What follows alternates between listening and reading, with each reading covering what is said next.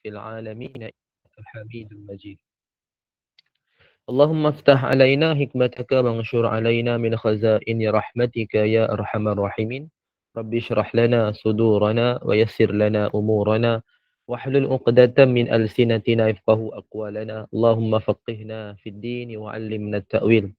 Allahumma rzuqna fahman nabiyyin wa hifdzal mursalin wa ilhamal malaikatil muqarrabin ya fattah ya alim miftah qulubana futuhal arifin. Subhanaka la ilma lana illa ma 'allamtana innaka antal alimul hakim. La haula wa la quwwata illa billah. Allahumma barik lana fi Sya'ban wa ballighna Ramadan ya Allah ya Rahmanir Rahim. Berikanlah kepada kami kefahaman dalam menuntut ilmu pada pagi ini ya Allah. Permudahkanlah segala urusan kami, terimalah segala amal ibadah kami, rahmatilah kami dengan rahmat-Mu. Jauhkanlah kami daripada kemurkaan-Mu. Ya Allah ya Rahmanir Rahim, berikanlah kepada kami kekuatan untuk beramal dan berpegang teguh dengan sunnah Nabi kami Nabi Muhammad sallallahu alaihi wasallam. Rabbana atina min ladunka rahmah wa hayyi lana min amrina rasyada. Rabbana atina fid dunya hasanah wa fil akhirati hasanah wa qina azaban nar. Wa sallallahu ala sayyidina Muhammadin nabiyil ummi wa ala alihi wa sahbihi wa baraka wa sallam.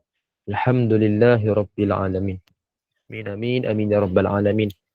Yang saya muliakan lagi saya hormati Al-Fadilah Upa Sabariah selaku penganjur sahabat pecinta Al-Quran SPAQ, seterusnya Ustazah Jasrina selaku moderator pada pagi ini, seterusnya muslimin muslimat dan ibu-ibu ayah-ayah, jemaah hadirin hadirat serta keluarga SPAQ yang dirahmati Allah Azza wa Jalla sekalian. Kaifahalukum jami'an, apa khabar semua? Semoga dalam keadaan sihat walafiat. Semoga dah bersemangat pada pagi ini, pada waktu duha ini. Mudah-mudahan semua dah bersarapan. Ke ada yang berpuasa pada hari ini, ke ada yang puasa selang-seli ke kan. Tapi tak apa, alhamdulillah. Bagi yang berpuasa, teruskan berpuasa, jangan berbuka awal lagi. Bagi yang tak berpuasa, teruskan bersarapan. Pastikan bersemangat, cergas pada pagi dan seluruh hari ini. Mulakanlah pagi dengan kebaikan, insya-Allah sampai ke malam akan ada dengan kebaikan. Dan saya baca dalam ruangan chat tadi kata Ustazah Jasina ni Kak Long kawasan menyeramkan Dia minta maaf lah Kak Long. Apa di Langkawi saya tak pernah sampai lagi kat situ, insya-Allah. Kalau apa kita adalah trip kat situ ke apa, insya-Allah kena wajib ziarah ni Kak Long kawasan ni. Tak ziarah nanti bahaya kena report. Okey. Tak nama lagi YB Amin amin ya rabbal alamin. YB ni banyak maksud tu.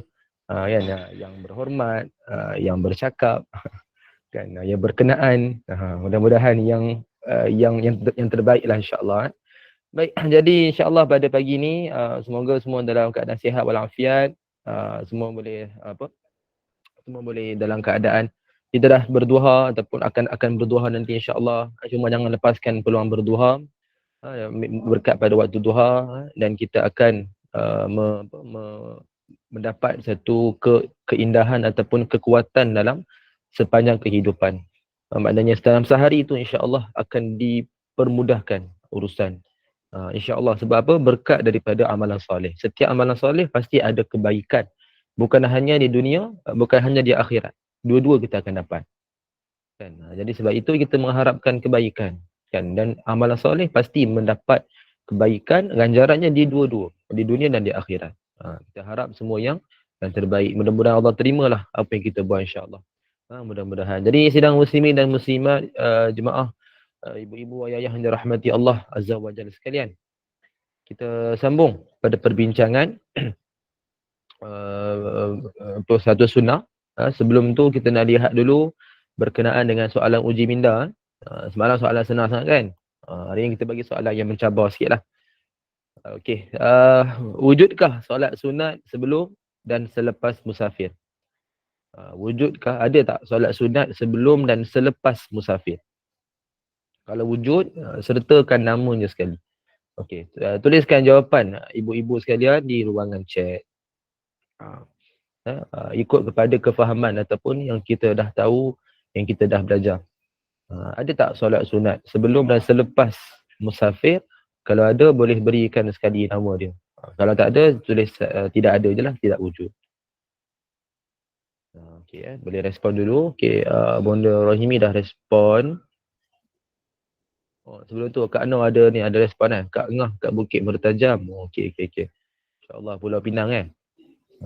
Ada rezeki ya. Saya balik Pinang nanti, boleh lah. Kan sekali ziarah. Dan kadang-kadang kita kena buat satu perjumpaan sebenarnya. Kan, kita tak ramai pun sebanyak yang boleh. Supaya apa, kita lebih kenal kan.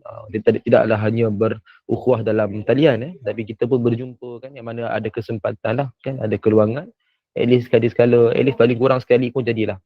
Kita kenal kan siapa yang ada dalam ni Okey, Bonda Rahimi ada respon Okey, ada sebelum musafir, sunat sebelum musafir. Selepas tak tahu. Okey. Ada solat sunat musafir sebelum saja. Okey, Bonda Hayati. Bonda Syikin, kalau pagi solat duha dulu. Okey, ni tentang solat musafir sebelum dan selepas. Ada tak solat musafir sebelum dan selepas? Kalau ada, boleh beritahu sekali. Okey, Bonda Zalila pun respon yang sama. Sebelum ada, tapi selepas tak pasti. Salah sebut pula Ada solat sunat sebelum musafir, Bonda Faridah. Okey. Bonda Hasmah, ada solat sunat musafir. Okey, solat sunat sebelum ke selepas tu? Yang ada tu. Okey, Bonda Anisah ada sunat sebelum, selepas tak tahu. Bonda Latifah ada sunat sebelum dan selepas tapi tak ingat nama. Okey, ni ada sebelum selepas pun ada lah. Okey, Kak Noh solat sunat sebelum musafir saja. Okay, Bonda Nur Aiman sebelum ada, selepas tak pasti. Okey, tak apa. Bonda Sarimah sebelum musafir. Sebelum musafir. Okay. Kak Nisum ada sebelum dan selepas solat musafir. Okey. Bonda Hasmah sebelum dan selepas, Bonda Hanita selepas. Okey, ini menarik Sebut selepas saja. Tadi semua kebanyakan sebut sebelum, ada juga sebut sebelum dan selepas. Kan ada sebut selepas tak tahu, tapi kebanyakan sebelum tu adalah. Tapi Bonda Hanita sebutkan selepas musafir. Maknanya sebelum tak adalah kan. Okey. Bonda Ania sunat sebelum. Okey, sebelum. Bonda Azalia sebelum je. Tak pernah buat selepas. Okey. Bonda Mahani ada selepas dan sebelum. Tak tahu nama. Okey. Bonda Hasimah solat sunat sebelum. Okey, ramai yang sebut sebelum lah. Ada yang sebut sebelum dan selepas. Okey. Terima kasih kepada semua yang respon Sebelum dikenali sebagai solat sunat musafir, selepas solat syukur. Okey. Solat syukur tidak ada. Dia asalnya sujud syukur saja. Jadi solat syukur tidak ada. Kalau nak kata kita bersyukur dengan cara bersolat, maka solatlah 2 rakaat terpulang kepada niat masing-masing. Nak hajat ke, nak contoh duha ke. Jadi dalam sujud kita boleh mengucapkan tasbih sujud syukur tu. Tak ada masalah. Tapi dia tak ada solat syukur secara khusus. Nak buatlah hajat ke apa ada Sebab semua tu pun ada hadis. Sujud syukur, sujud sahaja. Hadis yang saya tak pernah bincang tadi lah. Ada dalam riwayat Al-Bukhari nombor 4418, kisah dia tentang Ka'ab bin Malik yang dia bertaubat, lepas tu dia sujud syukur, dia dikata dia pernah nampak nama Nabi SAW pernah buat macam tu. Sebab itu dia jadi satu dalil sujud syukur tu wujud. Solat syukur memang tak ada. Sebab tak ada hadis pun yang sebut. Maka nak buatlah mutlak. Ataupun solat sunat 2 rakaat, niatkanlah apa-apa yang kita dah belajar lah. Yang semua ada hadis Okey, kebanyakan sebut sebelum. Okey, sebelum, selepas dan tak ingat nama. Okey, tak apa. Okay, terima kasih kepada semua yang respon. InsyaAllah kita bagi semua 6 markah atas kesungguhan. Atas kesungguhan masing-masing yang memberikan respon. Tapi kalau tak bagi respon, tak ada markah lah. Kan? Sebab apa? Tidak ada jawapan. Ni seolah-olah kita bertanya, dia melihat kita, kita melihat dia. Mata bertemu mata tapi tak ada jawapan. Kan? Yang tak apa, cuba tapi kan daripada salah kita akan ingat. Dan itulah proses kita belajar. Kan belajar daripada kesilapan itu lebih berkesan. Daripada kita terus belajar, terus kita betul. Sebab apa lama-lama kita akan rasa kita je betul. Bila kita belajar, kita betul je kan. Kita risau akan timbul satu sifat yang mazmumah, iaitu kita menganggap kita je betul. Bila dalam proses belajar, kita tahu kadang-kadang salah, kadang betul. Kita akan belajar daripada situ. Oh, inilah yang betul. Kita akan belajar untuk tidak menganggap kita je betul. Kan? Okay, tak apa. Terima kasih kepada semua yang respon. Semoga semua kalian diberkati Allah dan dirahmati Allah, insya-Allah. Kita lihat pada jawapan. Apakah jawapan yang tepatnya? Okay. Dalam hadis dalam riwayat Al-Bukhari 3088, hadis yang sahih, disebutkan daripada Ibnu Mas'ud, Abdullah bin Mas'ud radhiyallahu anhu, yang mana disebutkan dalam hadis ini, apabila Rasulullah sallallahu alaihi wasallam tiba daripada perjalanan ketika waktu duha, baginda terus masuk ke dalam masjid dan solat 2 rakaat sebelum duduk. Jadi ini menunjukkan, hadis yang sahih ini menunjukkan satu gambaran bahawa lepas musafir, sebelum kita sampai ke rumah, menjadi sunat kita berhenti ataupun pergi ke masjid terlebih dahulu ataupun surau pun boleh yang terdekat, dan kita dirikan dahulu solat 2 rakaat. Yang mana disebutkan untuk kita amalkan, dia disebut dengan istilah apa? Solat sunat kudum min safar. Pulang daripada perjalanan. Okey, itu sabit dengan hadis. Maknanya selepas wujud. Dia panggil apa tahu? Kudum min safar. Saya type lah dalam chat ni ya. Kudum min safar. Dia disebut sebagai solat sunat pulang daripada perjalanan. Okey, itu memang ada. Selepas daripada perjalanan ataupun pulang daripada perjalanan, memang wujud. Saya type je. Solat sunat kudum min safar. Solat sunat pulang daripada perjalanan. Pulang daripada perjalanan. Itu maksud dia lah, kudum min safar.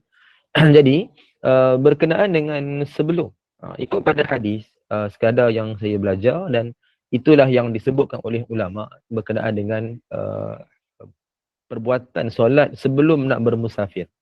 Secara hadis, dia tidak ada disebutkan ada tak apa-apa solat sunat sebelum nak bermusafir.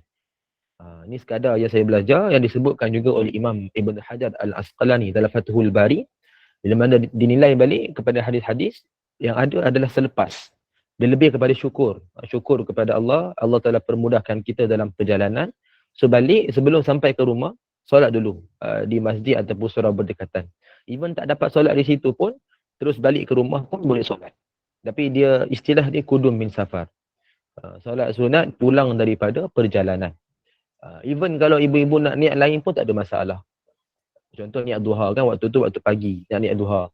Waktu tu katakan waktu solat, so nak niat qabliyah ke ataupun contoh ba'diyah ke kan, so tak ada masalah. Boleh je diamalkan.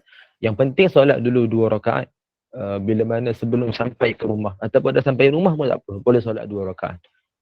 Sebelum kita amalkan solat yang lain. Dan sebelum memulakan perjalanan, sekadar yang disebutkan dalam kitab Fathul Bari antaranya, tidak ada hadis yang menyebutkan.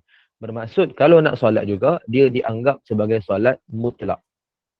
Dia tidak ada masalah. Tahulah mutlak ni kan dia haram, dia 2 waktu saja yang kita dah sebut semalam, iaitu selepas subuh sampai terbit matahari, dan selepas asar sampailah terbenam matahari maghrib. Jadi itu yang waktu yang diharamkan solat mutlak. Waktu lain, contoh macam sekarang nak buat mutlak, tak ada masalah. Contoh kita nak keluar hari ni, nak bercuti, so nak solat mutlak dulu. Kita istilahkan mutlak lah, solat kosong kan, 2 rakaat kerana Allah. Dalam sujud kita doa, ya Allah permudahkanlah perjalanan, selamatkanlah aku dalam perjalanan, kan berkatilah, rahmatilah. Kita ada masalah. Kita pergi kepada maksud hajat lah. Kita ada hajat, kita ada permintaan, so itu dikira sebagai solat sunat mutlak yang mempunyai hajat. Yang kita berdoa pada sujud. Nak niat hajat pun boleh, tak ada masalah. Tapi khusus sebelum nak bermusafir, tidak ada solat yang khusus. Dia hanya solat yang kita dah belajar lah. Hajat ke, solat taubat ke, solat duha, contoh macam pagi ni. So tak ada masalah. Itulah. Itu kepada yang kita boleh faham daripada hadis tadi. Maka jawapan dia apa? Kalau sebelum, tidak ada. Untuk khusus musafir. Nak solat lain boleh. Waktu macam ni, nak solat duha ke apa, semua boleh. Tapi khusus untuk musafir, tidak ada. Sebab tak ada hadis yang disebutkan, ada yang Nabi amalkan. So dia tidak wujud dengan cara nas. Tapi nak bersolat boleh tak? Boleh. Solatlah yang lain. Kan yang waktu yang macam ni, solatlah apa yang boleh pada waktu ni. Banyak solat kita boleh buat kan. Paling-paling mutlak, duha, kan? Contoh apa, nak taubat, nak hajat, boleh, bebas kan. Dan selepas habis perjalanan sampai ke tempat asal, kita amalkan iaitu solat selepas musafir. Bonda Hajasa ada bertanya kan, solat musafir. Inilah maksud kepada solat musafir. Dia sebelum dan ataupun selepas. Solat musafir tu tak ada. Dia maknanya sebelum selepas, bukanlah qabliyah ba'diyah. Maknanya sebelum nak bermusafir dan selepas musafir. Dalam musafir itu kita akan solat biasa je, solat apa fardu. Tapi ikut kepada rukhsah yang telah diberikanlah. Kita akan jamak, kita akan qasar kan. Jadi kita amalkan macam tu. So itulah maksud kepada soalan ni. Jadi sebelum tak ada, selepas ada, nama dia tidak bagilah kudu min safar. Pulang daripada perjalanan. So tanya tadi kepada seorang tadi yang betul siapa tadi tu yang disebutkan selepas kan. Bonda Wan Nurhanita, solat sunat selepas musafir. Kita boleh faham daripada situ, maknanya sebelum tak disebutkan, maknanya disebutkan maknanya tak ada lah. Kita boleh faham macam tu. Dan selepas musafir itu ada. So Bonda Hanita tahniah lah, alhamdulillah. Kepada yang lain tak apa, kita tak ada masalah. Kita mungkin dah biasa amalkan macam tu. Tapi kita dah boleh tahulah. Sebelum musafir, secara hadis ada, nak solat tu boleh. Solatlah apa-apa yang bersesuaian. Dia macam semalam kita bincang pasal hari raya kan. Hari raya ni dia tidak ada solat qabliyah ba'diyah sebab kena rawatib tu tak kena. Tapi nak solat boleh tak? Boleh je. Solatlah apa? Solat yang bersesuaian pada waktu tu. Ada gitu. Jadi biar kita amalkan ikut kaedah yang sepatutnya. Okey, jadi kita akan sambung perbincangan kita. Sambil-sambil tu kalau benda-benda ada soalan boleh ajukan dulu di ruangan chat. InsyaAllah kita akan jawab. Berkenaan dengan soalan semalam yang saya tak sempat lagi nak jawab itu, iaitu berkenaan waktu yang tidak ada waktu yang diharamkan di Mekah tu kan. Saya masih mencari jawapan, saya masih cuba mendapatkan jawapan. Jadi kalau dapat saya akan bagi maklumkanlah apa dia punya huraian dia insya-Allah. Saya masih mencari jawapan. Tak sempat lagi sebab semalam petang kan. Lepas tu malam pun ada urusan, ada kuliahnya. Pagi tadi pun ada kuliahnya. Tak sempat kita nak mencari lagi.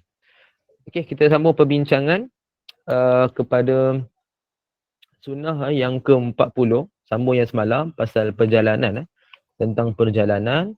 Yang terakhir semalam tentang kenderaan. So kita dah huraikan semalam pasal kenderaan.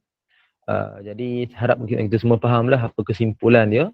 Dia memang huraian tu agak panjang. Kalau kita tak dengar betul-betul, kita cuba huraikan betul-betul, insya-Allah kita akan fahamlah.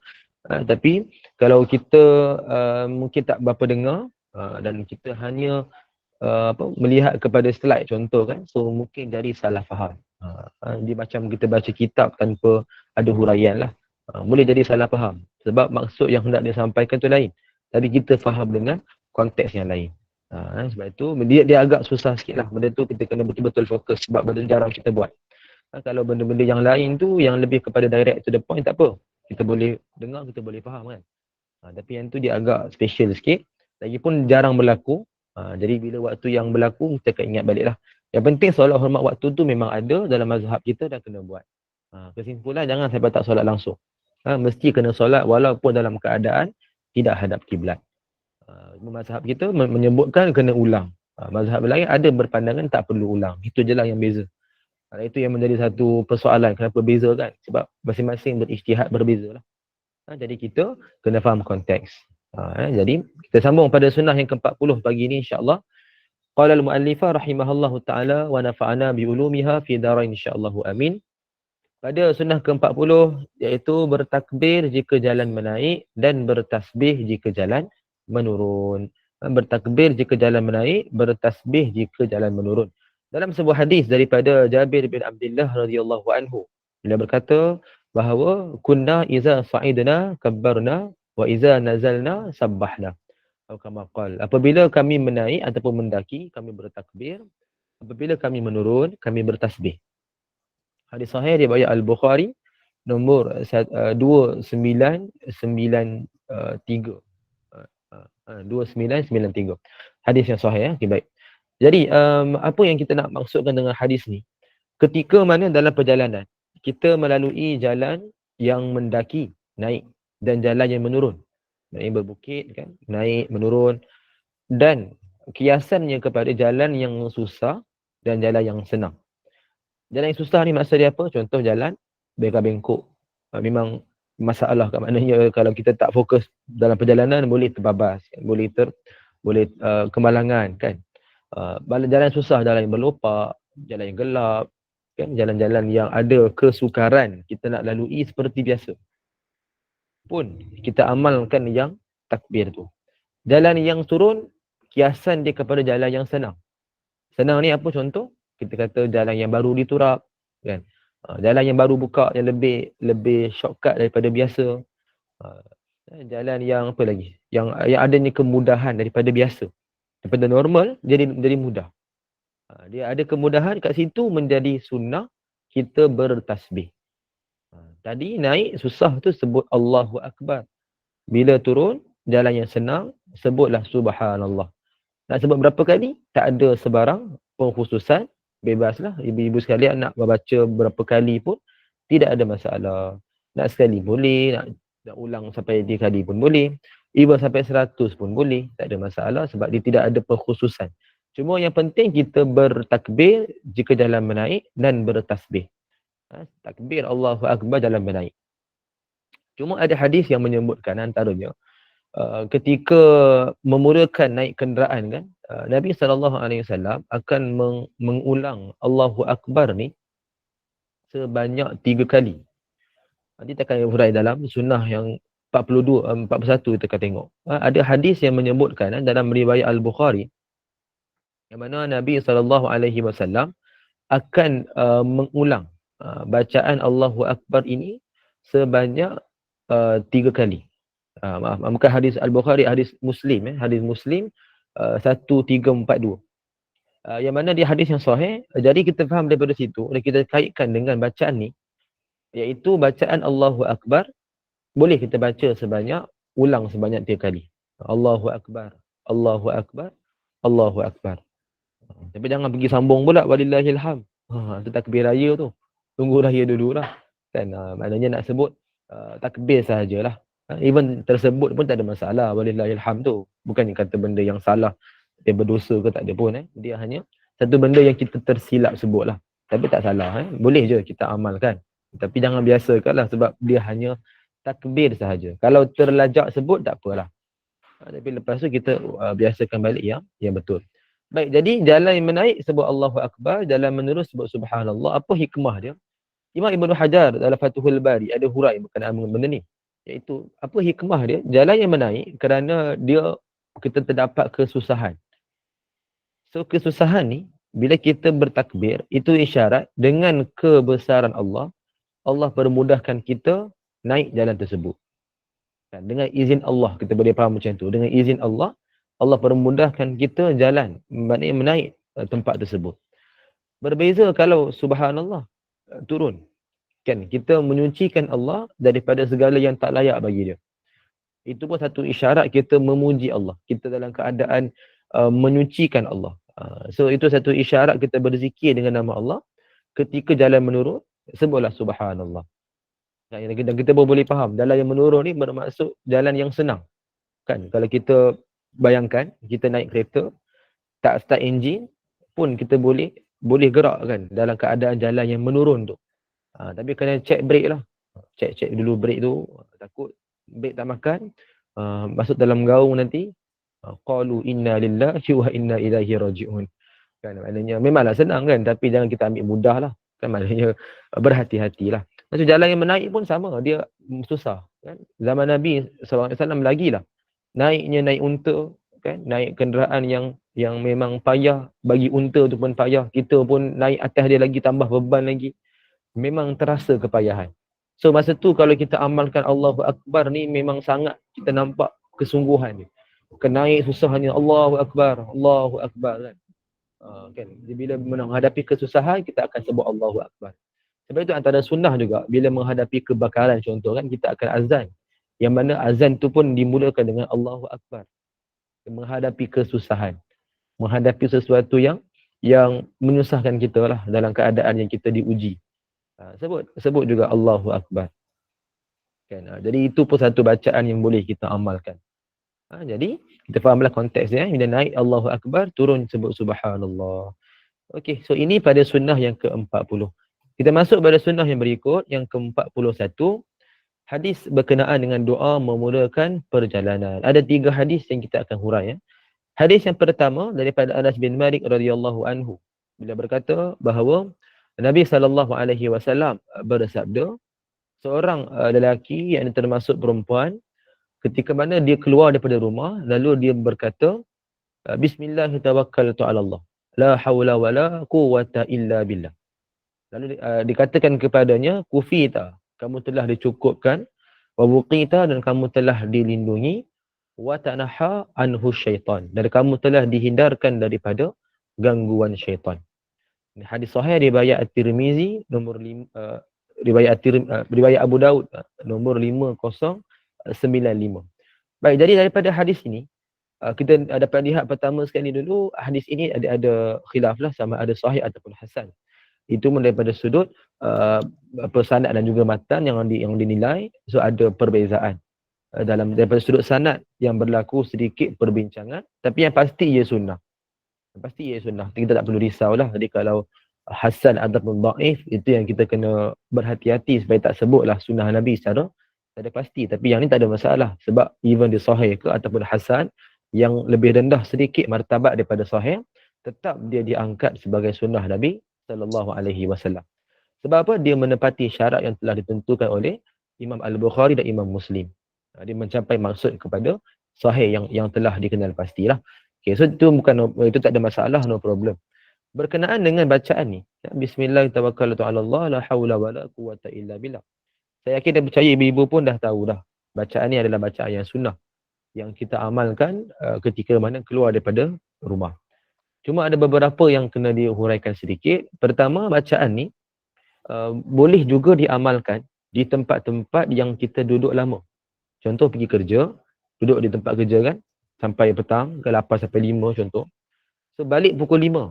Daripada tempat kerja kita nak bergerak pun, kita boleh amalkan doa. Walaupun lebih khusus disebutkan keluar daripada rumah.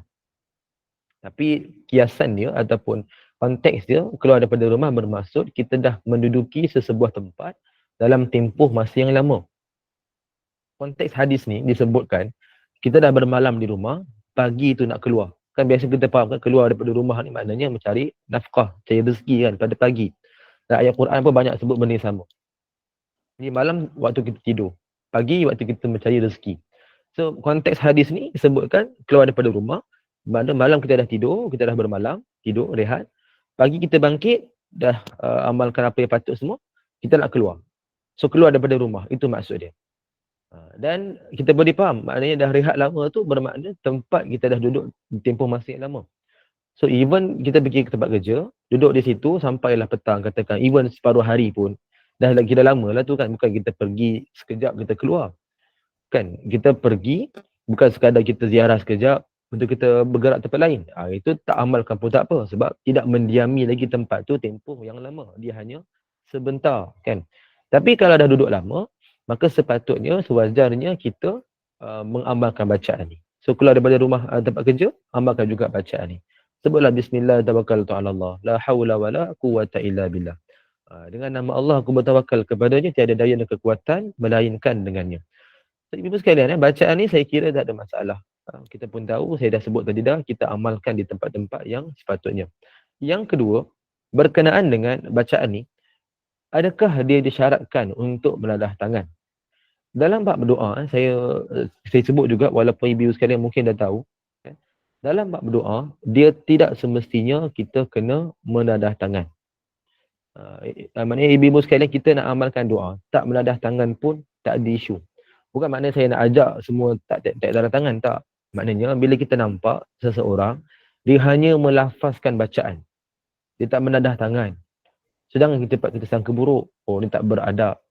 Tidak, sebab dalam keadaan tertentu, kita pun memang takkan tadah tangan. Itu isyarat kepada doa ni boleh je dengan cara tak tadah tangan. Walaupun lebih beradab, Imam An-Nawawi rahimahullah ada tulis dalam Al-Majmu', disebutkan antara adab berdoa, kita menadah tangan.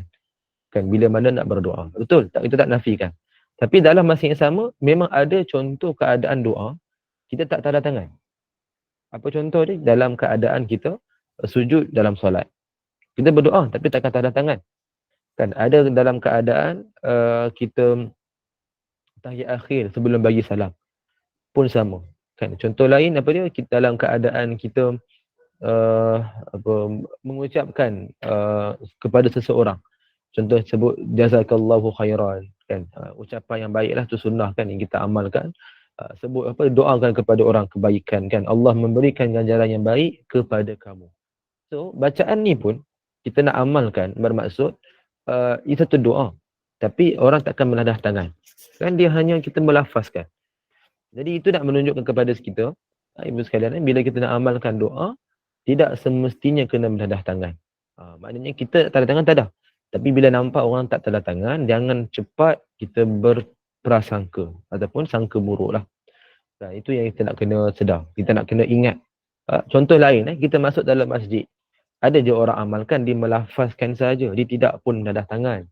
Jadi itulah maknanya kita nampak tu, kita faham. Okey, dia mengamalkan doa dengan melafaz. Jangan kita cepat sangka buruk lah. Kan? Contoh juga tu, Bunda Adida ada berikan satu contoh. Lepas berwudu sambil berjalan berdoa. Boleh? Itu pun contoh kita nak berdoa. Kan? Ikut pada konteks. Kalau kita boleh berwudu, relax, tenang, nak baca doa dulu. Amin. Betul baru kita gerak. Kalau masa tu sesuai. Tapi normally, kan yang mungkin berlaku bagi orang bekerja lah khususnya, dia kena kejar masa. Kan? So Islam tak menyusahkan kita. Jadi bila dah ambil wudu, kita pun katalah dah mula solat. So kita nak dapatkan takbiratul ula ataupun takbir dengan imam kan. Dapatkan rakaat, itu lebih utama. So sambil kita berjalan, masuk ke dalam, kan, sambil kita bergerak, kita baca doa. Walaupun dengan berjalan, tak menadah tangan. Sebab kita berjalan, kita nak fokus pada jalan. Kita mungkin nak ambil barang, kayak contoh. So, baca je doa. Itu lebih baik daripada tak baca langsung. Sebab ada yang beranggapan, mungkin dia menadah tangan saja kena berdoa, sampai dia tak berdoa langsung. Sebab dia anggap, saya tak tanda tangan, saya tak dia berdoa. Maknanya sampai macam tu pemikiran. So kita nak bagi tahu macam tu. Tapi jangan ambil mudah lah. Janganlah sampai tak payah tanda tangan langsung lepas ni. Bukan macam tu. Kita sebut supaya kita faham. Kaedah nak beramal ni ikut pada tempat. Kan? Jangan sampai kita menyusahkan sangat. Itu pun tak boleh. Dan jangan sampai bermudah-mudahan sangat. Kita belajar hukum hakam, tahu perbezaan adalah untuk kita amal pada waktu yang sepatutnya. Itu yang penting. So bab berdoa ni ada keluasan. Dan even dalam hadis ni pun, tak disebut pun Nabi menadah tangan. Dalam hadis ni. So maknanya tak ada pun isyarat yang khusus untuk menadah tangan, so adanya keluasan. Dan saya pun dah sebut tadilah, dalam sujud kan, waktu mustajab, dalam tahiyat akhir pun waktu mustajab, dan lepas tahiyat sebelum bagi salam. Dan itu memang takkan tanda tangan. Sebab memang tak sesuai. Kan? Jadi kita amalkanlah macam tu, maknanya amalkan je macam biasa, tanda tangan, baca doa, nak baca doa terus pun tak apa. Yang penting kita ingat, jangan sampai mudah kita salahkan orang. Satu tu je lah, jangan cepat kita salahkan orang. Sebab benda ni ada keluasan. Sebab apa salahkan orang? Kan dah timbul rasa buruk sangka, kan dah timbul rasa perasaan negatif dengan seseorang. So itu kita tak nak tu. Bukannya dia buat benda maksiat. Kan kalau dia buat benda maksiat, kita tahu pun kita kena menegur, bukan kita kena menghina dia. Kita kena membenci dia. Membenci pada maksiat tu. Kan ada beza kan. So kita nak memupuk satu persaudaraan. Kan? Nampak orang buat salah pun tegur dengan berhikmah. Itu yang kita nak kena praktikkan. Jangan sampai kita bermasa muka dengan benda-benda yang remeh macam ni. Kan? Padahal tak ada pun keperluan pun. Kan? Even orang buat salah pun kita kena menegur. Mana tahu satu hari dia lebih mulia daripada kita. Satu hari Allah angkat darjat dia lebih tinggi daripada kita. Sebab apa? Dia menyesal. Kan? Dia menyesal dengan dosa dia. Bertaubat. Kita pula berasa bangga dengan kebaikan. Contohlah. So sudah pasti orang yang buat dosa tapi dia bertaubat, lebih mulia darjat dia daripada orang yang buat baik tapi tak ikhlas. Dia hanya berbangga. Dia hanya nak menunjuk-nunjuk. Contoh. So benda ni Allah yang layak nilai. So kita jangan nilai-nilai orang lah. Baik. Kita lihat pada doa yang kedua. Okay, ni pun kita boleh amal. Satu doa yang agak jarang orang amal. Sebab mungkin panjang lah. Ada faktor dia panjang lah. Riwayat Abu Daud 5094. Hadis yang sahih. Disebutkan bahawa satu lagi doa, Imam An-Nawawi rahimahullah menekankan doa ni. Ibu-ibu sekalian pun ada, ni kan belajar kita Al-Azkar kan. Antaranya dalam tu pun ditekankan doa ni untuk kita amal ketika mana nak memulakan perjalanan. Maknanya dia apa? Nak keluar daripada rumah. Dia bacaan lebih kurang tadi, cuma ada tambahan sedikit lah. Bismillah tawakkaltu ala Allah sama. Bacaan lepas tu dia ada beza sikit. Tadi tu la haula wala quwata illa billah kan, hauqalah. Yang ni ada doa, ada 4 benda. Allahumma inni a'udzubika an adilla au udall au azilla au uzal au azlima au uzlam au ajhala au yujhala alayya. Bukan maqal. Kita minta apa? 4 benda. Kita minta perlindungan. Ya Allah, sesungguhnya aku memohon perlindungan denganmu daripada apa? 4 benda. Adilla au udall. Daripada menyesatkan atau disesatkan. Au azilla au uzal. Daripada menghina ataupun dihina. Au ajhala au azlima au uzlam, daripada menzalimi dan dizalimi atau dizalimi. Au ajhala au yujhala alayya, daripada apa memperbodohkan orang dan diperbodohkan. So 4 benda kita minta perlindungan yang sangat-sangat kita nampak sangat baik, sangat-sangat penting untuk kita amalkan. Doa tadi tu lebih kepada serah diri kepada Allah. Kan kita hanya iktiraf, tidak ada daya kekuatan melainkan dengan Allah. Tawakal kepada Allah. Tapi yang ni kita tawakal dan sebut juga apa yang kita nak minta, yang kita harap. Kan, minta jangan disesatkan, minta jangan dihina, jangan dizalimi, jangan diperbodohkan. So ini lebih spesifik yang boleh kita amalkan. Jadi maknanya ada pilihan. Ibu-ibu nak amalkan yang pertama je pun dah okey, dah kira sunnah dah. Ataupun nak baca yang kedua ni sahaja pun okey. Ataupun nak gabungkan dua-dua pun tak ada masalah. Sebab dia doa dia berbeza. Kalau doa dia sama, kita hanya amalkan satu. Kan kita mengambil kaedah gabungan ataupun kaedah pilihan. Sebab dia sama, membawa maksud yang sama. Tapi sebabkan doa yang berbeza, maka ada pilihan. Maknanya nak gabung pun tak apa, nak pilih pun tak apa. Yang penting kita baca doa. Berdoalah bila mana nak keluar rumah, amalkan. Walaupun dengan lafaz. Kan contohnya lambat, nak keluar daripada rumah. Terus kita keluar, kita amal terus baca doa ni sambil berjalan ke tempat ke kereta kan, tak ada masalah. Okey, so ini adalah bacaan yang kedua, nak amal ketika mana keluar daripada rumah.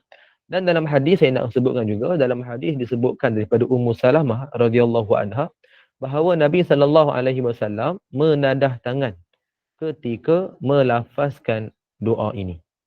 Hadis kedua ni disebutkan secara khusus. Nabi menadah tangan. Hadis tadi tak disebutkan secara khusus. Maknanya adanya satu keluasan. Maknanya dua-dua boleh diamalkan. Tapi jangan kata, tak apalah Ustaz, saya amalkan dua-dua sekali. Kejap tadah, kejap turun. Kejap tadah, kejap angkat tinggi pula. Kejap tolak bala pula. Janganlah macam tu kan, nampak pun macam tak sesuai. Kan, bab sunnah ni bila kita salah buat, memang nampak pelik. Dan nampak agak menghairankan. Kita yang buat tu kita mungkin tak nampak. Orang yang nampak kita memang nampak pelik. Tak ada kenapa lah begini, mamat ni macam tu. Contoh macam tadilah kan, kita doa memang dah jadi satu kebiasaan. Tadah turun bawah. Tadah lagi angkat tinggi, turun bawah. Tadah turun bawah. Macam tu kan. So orang nampak pun macam dia kenapa ni kan. Sebab apa? Orang salah faham konteks. Dia kata nak amalkan dua-dua dan dapatkan dua-dua sunnah. Tadah tangan pun nak, tak tadah pun nak. So dia amalkan dua-dua sekali. Padahal benda ni tak sepatutnya. Kan kita kena ingat, ibu-ibu sekalian, pilihlah satu. Ikut pada kesesuaian. Waktu normal tadah tangan. Kan? Waktu yang ada keperluan, ada kesesuaian, hanya melafazkan. Contoh satu lagi, masuk dalam tandas. Ini saya bagi contoh lah ibu sekalian. Masuk dalam tandas, ikut pada hadis, hanya disebutkan kita baca. Okay, cuba kita bayangkan, kita berada depan tandas, kita menadah tangan depan tandas. Kalau kita Muslim, orang yang orang beragama Islam, dia tahu kita amalkan doa, sunnah Nabi, baca doa sebelum tandas, kan?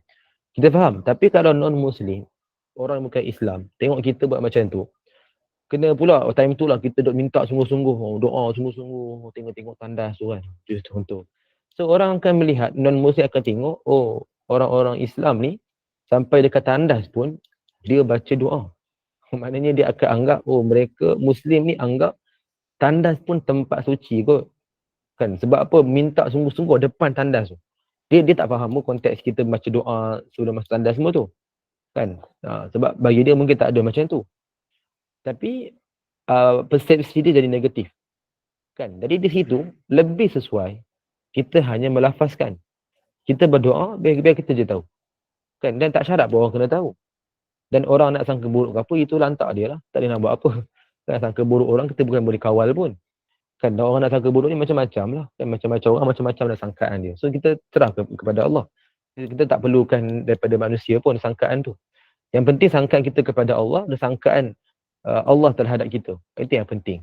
Kan bagaimana nilaian iman kita. Jadi nak sebutkan tadi lah, maknanya kalau kita menadah tangan depan tandas, so itu akan menyebabkan pemikiran, persepsi orang non-Muslim agak jadi negatif. Kan macam agak memalukan Islam lah, kan sampai dia menganggap kita berdoa depan tandas ada kelebihan. Contoh kan, dia salah faham konsep. So inilah kita kata contoh yang amalkan doa dengan cara tak menadah tangan. Sebab itu lebih sesuai, kan? Lebih relevan, kan? Lebih praktikal daripada kita menadah tangan seluruh tempat. Kan? Semua tempat tadah tangan. Tak sesuai sebenarnya. Contoh dalam sujud, tak sesuai tadah tangan. Tahiyat akhir pun, walaupun kita boleh tadah tangan, tapi tak sesuai. Sebab kita fokus pada solat. Kan? Bagi khatib yang berkhutbah, kita tak masuk lagi pasal khutbah tu. Khatib berkhutbah, mana ada dia menadah tangan ketika berdoa? Sebab memang ada hadis, kita akan hurai nanti. Dan satu lagi, dia nak fokus pada jemaah. Itu tujuan dia. Sebab itu kita kena faham konteks, so kita amalkan ikut pada keadaan. Yang penting kita baca doa. Itu yang paling penting. Kita masuk lagi satu hadis, saya kira mungkin ini terakhirlah sebelum kita nak pergi kepada soal jawab. Kita sama dah, apa lagi 2 sunnah lah kot. Yang ni dan juga 42. 42 kita akan huraikan sekali. Baik. Iaitu ini hadis yang ketiga berkenaan sunnah yang sama daripada Ibnu Umar radhiyallahu anhuma. Beliau berkata bahawa sesungguhnya Nabi SAW berdoa jika ingin bermusafir. Baginda akan duduk tetap di atas binatang, lalu apabila tunggangannya mula bergerak, baginda pun membaca apa? Inilah doa memulakan perjalanan. Agak panjang sikit lah, tapi ibu sekalian tak ada masalah, boleh je dengan cara melihat. Tak semestinya suruh hafal. Ada yang kata, Ustaz saya tak mampu nak hafal lah Ustaz, panjang sangat. Kepala saya ni dah jam dah penuh dah RAM-nya. Nak tunggu masa je. Ya ke benda, dia tunggu masa kan. Bila nak pergi tu. Contoh, maknanya jangan terlalu pemaksa kan. Kita sebut tak suruh hafal, yang penting kita amal. Maknanya ibu-ibu sekalian, kita dah bagi slide macam ni kan. Ibu-ibu sekalian boleh je snap gambar ataupun buka dalam Google, cari hadis je riwayat Muslim kan. Kita simpan nota ni kan betul-betul, dan bila nak amalkan perjalanan, nak memulakan perjalanan, amalkanlah doa ni. Dan semalam saya dah sebut semalam kan dalam kuliah berkenaan dengan ketua kita pilih dalam perjalanan kan. Jadi salah satu peranan dia adalah memimpin bacaan doa. So inilah doa dia. Dia baca doa, yang lain tu aminkan. Tapi ikut pada konteks. Contoh, ibu-ibu sekalian kata nak hafal doa. Dan ibu-ibu kata, tak apalah Ustaz, saya dah pilih dah, anak saya ketua. Saya nak baca juga doa. Baca je lah, tak ada masalah. Untuk diri sendiri. Tapi untuk amalan nanti, maknanya bagi orang yang dah faham, dah amalkan betul-betul, membadailah dengan seorang membaca doa. Sebab apa? Menyerahkan kepada dia yang memimpin bacaan doa. So itu pun dah kira sunnah. Kan? Yang dia dah memimpin pun dapat sunnah. Yang kita dah amilkan doa pun, yang doa yang kita baca ni pun dapat sunnah. Kan? Kalau boleh baca penuh, tak mampu, baca je versi ringkas. Contoh apa dia? Kita dah biasa baca kan, subhanallazi sakhkhara lana tu, sampai wa inna ila rabbina lamunqalibun. Okey, boleh, tak ada masalah. Itu pun okey. Tapi pastikan ingat untuk kita mulakan doa ni dengan Allahu Akbar, Allahu Akbar, Allahu Akbar. Sebab apa? Ayat tu yang subhanallazi sakhkhara lana tu, dia tak nafikan, memang daripada surah yang disebutkan dalam Al-Quran. Ayat yang ke-13 dan 14 surah Az-Zukhruf. Saya buka dia punya ayat dia. Ni ayat ke-13 14 surah Az-Zukhruf. Surah yang ke-43. Daripada sinilah yang mana diamalkan oleh Nabi SAW. Bermakna lepas turunnya wahyu berkenaan dengan ayat ni, dan lepas itulah diamalkan sebagai memulakan perjalanan. Okey, jadi kita boleh fahamkan konteks dia. Maknanya Nabi amalkan daripada wahyu Quran. Kita pula amalkan daripada Nabi. Kan maknanya nak dapatkan kesempurnaan, dalam kaedah beramal. Maknanya kita ikut Nabi seperti mana Nabi amalkan. Sebab Nabi yang mendapat dulu wahyu. Nabi yang tahu apa kaedah, apa dia punya cara yang terbaik. So, bila Nabi dah amal, kita nak ikut mana? Ikutlah seperti mana Nabi amal yang berpandukan kepada Quran, wahyunya kan. So maknanya dia ada kaitan. Sebab itu daripada kita hanya membaca bacaan ni, lebih utama kita membaca bacaan tadi. Sebab apa? Sebab kita ikut seperti yang Nabi amalkan, seperti Nabi khususkan. Itulah sebaik-baik cara kita nak amal. So inilah bacaan dia. So kalau kata, kalau boleh baca semua hadis ni, tak mampu bacalah Allahu Akbar, Allahu Akbar, Allahu Akbar sampai Rabbina lamunqalibun. Baris kedua sampai koma tu. Yang lain-lain tu pun kalau boleh amalkan lebih baiklah. Baca penuh kan. Allahumma inna nas'aluka fi safarina hadzal birra wat taqwa wa min al-amali ma tarda. Allahumma hawwin 'alaina safarana hadza wa twi 'anna bu'da. Allahumma anta sahibu fi safar wal khalifatu fil ahl. Allahumma inni a'udzu bika min wa'sa'i safar wa kabatil manzar wa su'il munqalabi fil mali wal ahl. Yang agak panjang sikitlah dia punya ayat dia. Yang penting cuba kita amalkan. Cuba kita amalkan. Bagi siapa-siapa yang ada yang memerlukan ni ke, maksud dia. Kalau perlukan saya bagi dalam ruangan chat lah, insyaAllah. Kalau tak perlu tak apa, kita amalkan terus. Tapi ibu-ibu sekalian boleh dapat juga doa ni dalam Google lah. Antaranya untuk rujukan masing-masing. Okay. Baik, jadi amalkanlah doa ni. Terpulanglah nak baca panjang ke, nak baca pendek. Yang penting kita amalkan. Okey, ada minta Kak Nisu minta. Okey, jap nanti saya akan masukkan dalam ruangan chat Saya tak masuk dalam slide sebab dalam slide ni saya hanya tekankan yang saya nak hurai je lah. Yang tu kita tambahan, saya tak masukkan dalam slide lah. Okey, Kak Nisu kita sama-sama Okey, baik. So itu pada sunnah yang ke-41 dan yang 42 yang terakhir saya akan send dulu doa dia. Okey, saya share balik slide. Jadi maknanya doa tadi tu kita yang penting kita baca, jangan sampai kita tak baca lah. Beringkas pun ringkas lah. Kan ikut pada kita. Kalau boleh sekali-sekala amalkan bacaan yang panjang. Sekali-sekala kita baca yang panjang supaya apa orang kata apa, kita ingat bacaan tu. Kan kita ingat, kita boleh amalkan secara selalu kan. InsyaAllah sekejap.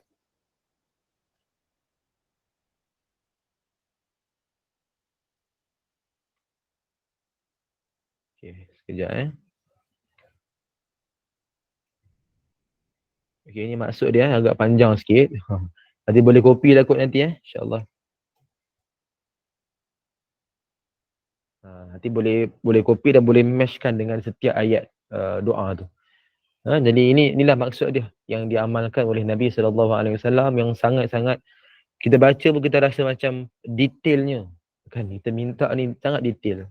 Kan, apa yang kita harapkan dalam perjalanan. So yang kaedah terbaik bila baca doa adalah dengan kita faham apa yang kita bacakan. Kalau katalah ibu sekarang kata saya ni bukan orang Arab ustaz, saya tak faham semua. Tak apa, tak faham semua pun, at least kita faham yang mana boleh. Ambil poin-poin penting. Kan contoh apa dalam doa tadi? Allahumma inna nas'aluka fi safarina hadzal birra wat taqwa. Kita ambil maksud bir apa kebaikan, takwa kan, takut kepada Allah, buat apa yang Allah suruh, tinggal apa yang Allah larang. So kita faham, kita minta untuk jadi orang yang baik. Kita minta untuk jadi orang yang bertakwa. So itu pun dah dapatkan satu kehusyukan ataupun fokus dalam kita berdoa. So itu yang penting sebab bila kita berdoa, orang tak faham apa yang kita minta, macam mana kita nak ada penghayatan. Macam solat lah kan, solat kita memahami makna asas. Al-Fatihah tu kita dah tahu maksud. Kan bila baca kita dah boleh melintaskan dalam hati kita apa yang kita bacakan. So di situ dapat datangkan kehusyukan. Walaupun surah yang sama berulang, walaupun ayat sama berulang. Tapi konteks kita mengingati maksud itu akan berbeza.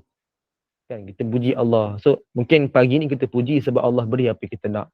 Mungkin petang nanti kita puji sebab apa? Sebab sesuatu yang kita tak sangka dah berlaku, benda yang baik. So konteks tu berbeza. Tapi kita maksudkan dengan yang sama. Kan? Jadi bila macam tu kita dapat untuk khusyuk pada ibadah. Termasuklah dengan doa. Kalau boleh fahamkanlah walaupun poin-poin penting, Yang penting kita faham dan kita bersungguh-sungguh dalam kita beribadah. Termasuklah doa lah, antara yang kita selalu kita amalkan. Kalau ibu sekalian kan solat di masjid kan, dengar imam baca doa kan, kalau boleh dapatkan maksud doa tu. Maksudnya tak penuh pun ambil poin-poin penting, so bila kita baca doa kita faham. Kan sebab tu satu kelebihan orang yang belajar bahasa Arab, sebab dia dah boleh faham maksud sesuatu yang disebutkan, walaupun tak semua, tapi dia boleh ambil poin-poin yang tu. So itu satu kelebihan, sebab dia tak perlu nak bersungguh-sungguh lagi. Jadi ibu kata kan, saya tak mampu Ustaz, saya dah terlepas, tak apa. Pastikan anak cucu kita nanti ni mereka mendalami Arab. Ambilkan bahasa Arab. Kalau kat sekolah SK ada pilihan bahasa Mandarin, bahasa Tamil kan. So kalau bahasa Arab lagilah penting kan. Bagi dia belajar.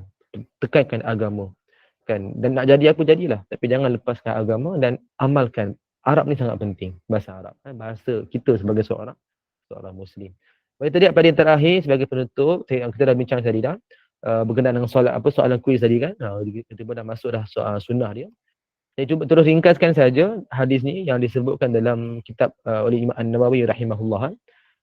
Saya dah huraikan tadi, maknanya kudu min safar lah, pulang daripada perjalanan, maknanya sebelum tak ada, selepas dia ada, afdal solat di masjid ataupun surau. Tapi tak dapat solat di rumah pun tak ada masalah. Yang penting kita fahamlah, sebelum daripada hadis tak ada, selepas dia ada. Tapi kalau nampak sebelum boleh, kita niatkan yang sepatutnya. Maknanya kedudukan dia macam sebelum. Tapi niat dia hajat, niat dia adalah taubat, tu boleh. Ada macam semalam kita bincang tu lah, qabliyah ba'diyah tentang solat raya tu kan. Okey, itulah saya kira cukup sampai itu. InsyaAllah kita akan sambung lagi kuliah satu sunnah pada minggu depan insyaAllah. Kita akan sambung pada bab yang ke-8 membicarakan tentang Jumaat. Kita ada yang bertanya kan, Bonda Khadijah, orang perempuan perlu menyedia sarapan untuk suami anak-anak. Bolehkah dengar tazkirah sambil bekerja ataupun dengar doa sambil menyediakan sarapan? Dia tidak ada masalah. Benda tu boleh diamalkan ataupun dilakukan walaupun dengan sengaja. Sebab bukan dengan cara yang kita menghina ataupun melakukan satu dalam keadaan yang meremehkan amalan. Tidak. Kita buat 2 in 1. Tapi bila bertembung dua benda, kalau berlaku yang serentak, yang perlu diambil yang perlu dipilih, so kena pilih satu lah. Tapi macam situasi yang bonda bagi ni, boleh je sambil dengar, sambil buat sarapan, dengar radio, macam dengar radio kan, dengar tazkirah pun bagus. Kita dapat satu input kan, sambil kita berzikir pun boleh kan, sambil kita dengar doa pun boleh, tak ada masalah. Sebab benda tu dia berlaku satu perbuatan adat, satu lagi perbuatan ibadat. Kan, maknanya adat pada kebiasaan, sarapan, makan kan, kita duduk rehat kat ruang tamu kan. Jadi itu adalah adat. Sambil itu kita buat ibadat. Tu boleh. Tapi kalau bertembung dua ibadat yang serentak, yang kena pilih, so kita kena ambil yang lebih kuat lah, yang lebih penting. Contoh, dalam majlis ilmu dan nak berzikir. So majlis ilmu tu lebih penting. Dan nak solat dan juga nak baca Quran. Solat fardu lah dan baca Quran. So solat fardu lagi penting. Jadi kalau dua ibadah yang bertemu daripada sudut hukum kita kena pilih. Kan? Jadi jangan kita kata, tak apa Ustaz, saya sambil dengar majlis ilmu saya akan berzikir, saya boleh fokus. Tak, dia takkan sama. Dia tak beradab macam tu. Sebab orang yang dengar 100% pada majlis ilmu belum tentu dia boleh dapat keberkatan tu penuh. Kan? Maknanya kesungguhan tu walaupun dia betul-betul tunjukkan, tapi tak semestinya dia akan faham 100%. Itu yang fokus dengar sungguh-sungguh. Apatah lagi orang sambil tu dia berzikir walaupun ke dalam hati. Nah, hati ni kadang-kadang berlakunya khilaf sama ada dia kira ibadah ataupun tidak. Zikir, sebab zikir kena sebut kan, zikru. Jadi kalau orang sebut lagilah mengganggu majlis. Di sana dia nak fokus pada huraian yang didengar daripada guru dia. So sebab tu ini kalau bertemu dua ibadah, kita kena pilih. Tapi kalau bertemu adat dengan ibadah, maka tak ada masalah. Macam Bonda sebut ni adalah adat dengan ibadah. Sambil kita berjalan, kita dengar tazkirah, macam kita dengar lagu kan, macam itulah. Tapi itu lagilah dua-dua benda yang adat, dua-dua benda yang membawa kepada hiburan kan. Tapi yang ni tak ada masalah, boleh. Dia bukan kita nak meremehkan. Okey, Bonda Muna, betul kan? Muna Ahmad. Okay. Ustaz, solat hajat boleh buat setiap hari lepas duha tak? Boleh, tak? Boleh, tak ada masalah. Dia ada keluasan, boleh diamalkan terus macam tu. Solat jamak untuk berjalan jauh. Kalau kita tak buat tak apa ke, kita buat solat wajib macam biasa. Berhenti di setiap perhentian bila masuk waktu okey. Ni saya faham dulu saya pun masa zaman sekolah dulu kan,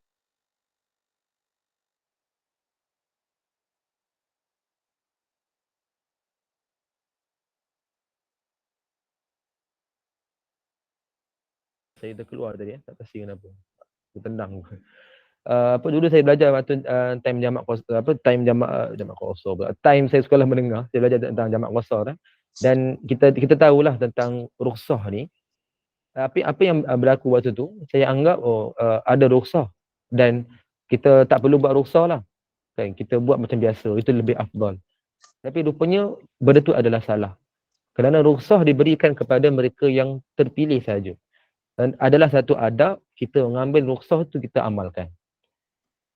Sebab keringanan diberikan atas dasar maslahah. Dan bila adanya keringanan yang diberikan atas dasar maslahah yang kita layak dapat, sebabnya kita kena praktikkan benda tu. Dan kita anggap kita buat lagi betul. Sebab itulah antara adab dalam kita beramal. Ikut seperti yang telah kita pelajari. Yang disebutkan dalam Quran dengan sunnah lah. So bagi orang yang ada kelayakan jamak qasar, dia patutnya kena buat jamak qasar. Dan jangan dianggap berugi semua, tak ada. Itu rukhsah bagi dia. Itu keistimewaan bagi dia. Jadi dia kena amal. Dia tak amal, dia rugi. Dia tak gunakan apa yang Allah berikan peluang pada dia. Dan yang terakhir tadi adalah soalan berkenaan dengan selawat kan. Selawat dia macam berzikir jugalah. Yang terbaik adalah kita ucapkan. Itu terbaik dan kalau boleh elakkanlah dalam hati. Sebab dia sepatutnya benda tu khilaf. Kalau elakkan lagi baguslah. Kalau kita biasakan, takut jadi satu kebiasaan. Tapi menyebabkan kita akan rasa itu pun dah cukup dah. Lebih risau kalau dalam majlis ilmu kita akan berselawat dalam hati lah. Berzikir dalam hati. Padahal kita tak boleh nak melafazkan. Kan? Kita berlafazkan betul dalam hati ni hanya lintasan. Hati ni hanya mungkin perasaan. Itu boleh lah. Tapi nak ucap mesti kena guna lidah. Kan? So dia ada bezalah qalbi dengan qauli kan.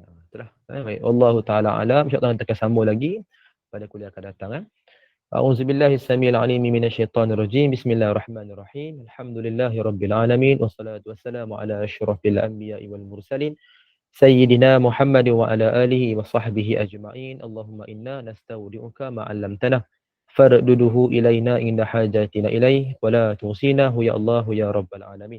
Rabbana atina fid dunya hasanah wa fil akhirati hasanah wa qina adzaban nar. Wa sallallahu ala sayyidina Muhammadin nabiyil ummi wa ala alihi wa sahbihi wa baraka wa sallam. Alhamdulillahi rabbil alamin.